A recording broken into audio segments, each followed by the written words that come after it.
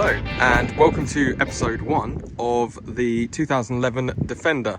I wouldn't call it a restoration by any means, more just how-to videos involving the maintenance and upkeep of these Puma Defenders. So this is a Defender that my parents have bought, so it's now a family vehicle. We all get the opportunity to use it. It's a 2011 2.4 TDCI 6-speed Defender. Lovely condition vehicle, but it's not without its faults. So we'll just run through what problems it's got and what we're going to do to rectify them. It's got rusty screws. These lights don't work, they're not even wired up. This bumper needs replacing and none of these lights work properly. The grills are rusting. The horn doesn't work. The back window's still covered in glue from where I took the tint off. We still need to take the tint off all the other windows.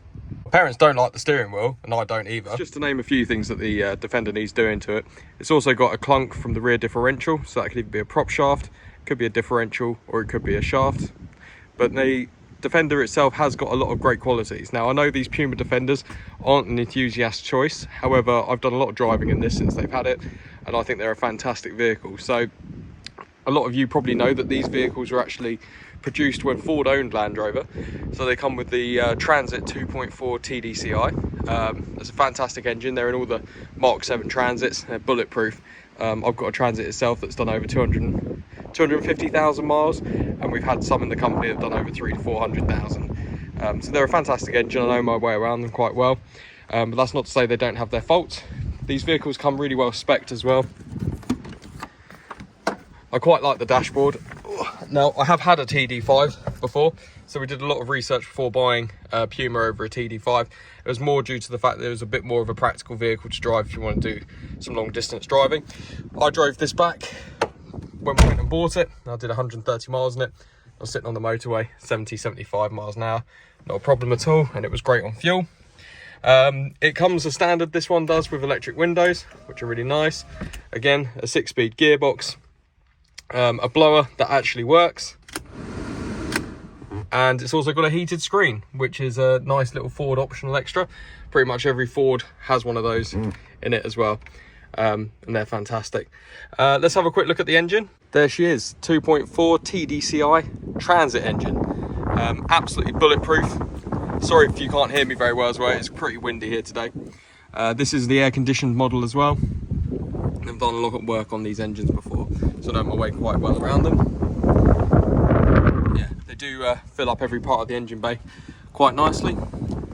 As you can see, this is very nice condition. This vehicle has got no rot on the bulkhead. It's been protected underneath very well as well. One of the reasons we bought this one. But yeah, you can see it's a lovely engine. So we will be doing some maintenance on this vehicle, just standard transit stuff. I know these aren't the purest favourite vehicles, but I can assure you if you're looking for a Defender that you can do a bit more daily driving, including motorway driving, these are very much a very capable vehicle of doing that, as well as off-roading as well. So today what we're going to do is we're going to tackle, oh sorry, it's so windy here, we're going to tackle this issue with the horn. Now I have done a little bit of investigative work already, but we will go back through that again. So these use twin horns on the front, which are really, really well tucked away. Right, you probably can't even see them. I think you might be able to see them from this side. Right in here. Might not even be able to see them. Oh, there you can see, just about in there. There's one of the horns. So these use a twin horn setup. So the chances of both of them breaking is very minimal. They also have a fuse system that's under the driver's seat. So we'll have a look at that, see if that's got power going to it. And we can also check this stalk. I already think that it's going to be the stalk that's the issue, because I had this with my TD5 and I think it's quite a common issue, and you can buy them for peanuts. So we've got a brand new stalk system to stick on there anyway. But we'll go through the process of diagnosing the fault before we go that far. We also need to replace that steering wheel. Again, sorry about the wind, but we can't put it in the workshop because I've got the Range Rover tailgate in about 1,000 pieces at the moment. So let's start with step 1. Let's go and have a look at the basics, which will be the fuse. So these are really easy to work on. Pop out the seat. Same on pretty much every Defender. This has got heated seats as well, so we're not going to go as far as disconnecting it. Right, and you've got a little flap, which then shows you access to a catch. Remove the catch like so, and then a little bit of wiggling. You can slide out the inspection cover. like so. Then the most pointless flap in the world, this thing, but let's try our best to get that out of the way. And there we have it. Just tuck that out of the way. Right, so let me take you off the tripod there. What we have got here is the main fuse box. Let's have a little look in there. Okay, there we have it. So, sorry, it's very hard to use a tripod, so we're having to do it by hand. Hopefully you appreciate I'm filming in 4K now as well. I didn't realise my phone had that capability. So we have got fuse 1, 2, 3, 4, fuse 5. That's a 20 amp fuse, so we'll have a quick look at that. Okay, so I think we can all agree that that fuse looks pretty much like it's intact to me. Doesn't look like there's anything wrong with that at all. What we will do is we'll just swap that across with another one, another 20 amp fuse, just to see if it makes any difference. Obviously we can use the multimeter to see if it's running power for it, but I'll be completely honest with you, if that fuse isn't blown, call that fuse in tight. If that fuse isn't blown, chances are that it's going to be the stalk that's the problem. As I say, I don't ever think it's possible, or I mean obviously it is possible because it will have happened at some point, but it's incredibly unlikely that both the horns at the front will have failed. So it's either going to be a wiring issue or it's going to be the actual point that sends the power, which is going to be the stalk. So I think what we'll do is we'll go through and remove the steering wheel, have a look at the stalk, just pop the other one on there anyway. Hopefully that fixes the problem. Okay, so let's get around taking the steering wheel off. It was actually not straight in the first place, so I've actually driven the Defender in straight, so when we put the original steering wheel on, it will be straight. So we've got a, what have we got here? It's a size 3 Allen key, which needs to be the right size. Let's have a go.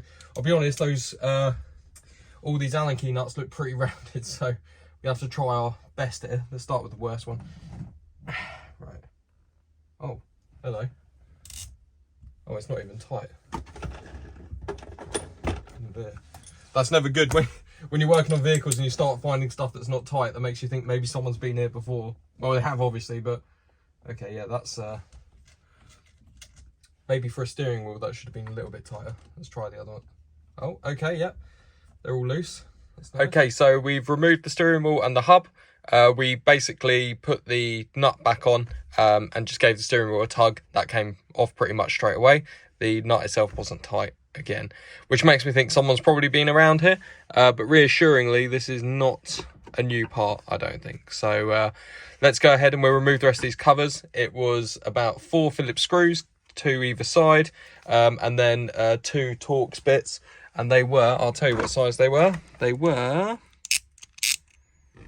size that says, the T15. So let's remove those covers and then we'll go from there. Okay, so we've removed the covers. We've got 1 screw here that we just need to undo, and then that'll release the clamp, a couple of connectors on the back, and that'll all pull through. There's 1 disconnected, there's 2, and there's 3. Okay, so here's our new and our old. As you can see, they're identical. That's what makes me believe that this part hasn't been changed, because you can still see the amount of build-up of crap all around it. So it's probably due to be changed. We need to swap over the headlight switch, and we also need to swap over the windscreen wiper washer switch as well. But again, that's nice and easy. That's only 2 8mm there, and then I think it's just a circular nut behind on that one there. So I'll swap those across and I'll come back. Okay, so that's everything swapped across to the new one from the old one. It was quite interesting actually. So these 2 bolts, if you want to call them that, they were a really weird size, so I ended up using a 7mm, and that only undone one of them. As you can see, it's a really loose fit, so I ended up using a pair of pliers just to crack them off, and then I held these the 7mm on at an angle, wouldn't do anything. And I've got a 6.5mm and a 6mm socket as well in my little selection down there. And it didn't fit either of them, so I guess that's some sort of Land Rover security thing. And obviously they've got one of these, the world's worst designed push clip thing. Basically just leave it up one side and then got the needle nose pliers either side and just worked it backwards and forwards, and then it popped off. And we swapped across the headlight switch as well, which is literally you just crack that nut off there, wind that off, and then the headlight stalk will move through and slot and lift up. So nice and easy. So let's reinstall this now. Okay, so that's all installed now. Let's give it a go. Fantastic, it works. The magic of YouTube. Believe it or not, that didn't actually fix it. It wasn't actually the stalk. So off camera, what I did is obviously got really frustrated that wasn't the problem, and went round and took everything apart at the front and pulled out that horn, which is now back in place in there, so you can see it just tucked away in the corner. I took it off and I put it on the bench, and I put 12 volts to it and nothing. So I basically threw it around the workshop and then put 12 volts to it. It worked, so I connected it up and it worked again. So it looks like it was just one of those cases where both of those horns had just seized up from lack of use. However, we did need to replace and put the other steering wheel back on. So my parents are going to drive that around, see if they prefer this one or the other one. Hopefully it's this one because it looks a lot better.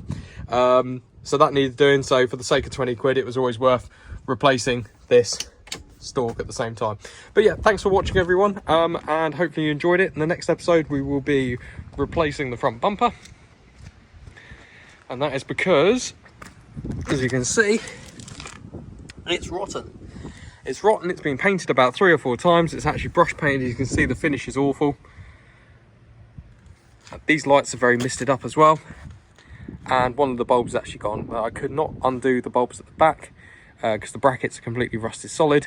So for the sake of £180, we've got a brand new one there ready to go on.